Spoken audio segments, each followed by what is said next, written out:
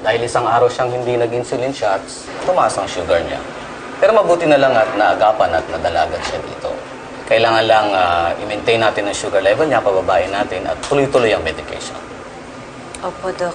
O, paano? Iwan ko muna kayo. May mga rounds pa ako. Babalikan ko na lang kayo mamaya. Sige po. Opo, salamat po. Ito, Ivan.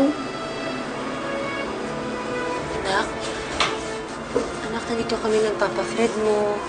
Saan si Tatay Ivan?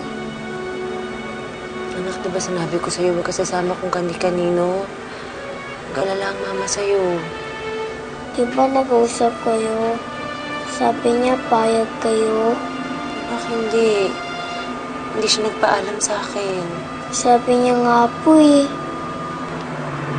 Sa anak, sinabi ko sa'yo, diba? Huwag ka sasama kung kani-kanino kasi tinamumuti ka na mapahamak. Ron, hindi ka niya kaya alagaan.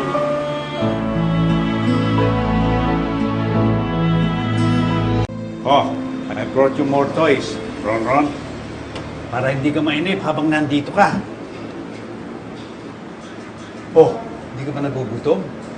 Papa Fred, galit po kayo kay Tatay Ivan.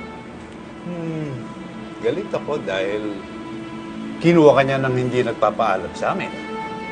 Galit din ako sa kanya dahil umiyak ang mami mo nung mawala ka.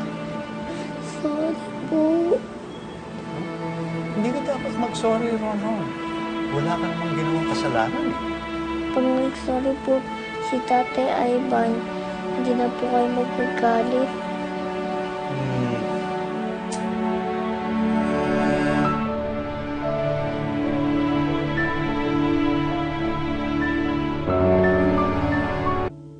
Mama, galit po kayo kay Tatay. Kasi anak, mali yung ginawa niya eh. Kakausapin ko po siya para magsabi sa inyo para mamamasyal na po kami. Ako na lang kakausap sa kanya, anak ha. Talaga po? Sabi niyo po magaling na po ako para mababasketball kami. Basketball kayo? Opo, marunong na po ako mag-dribble. Marunong na po ako mag-shoot. Mama, sana nga po pwede.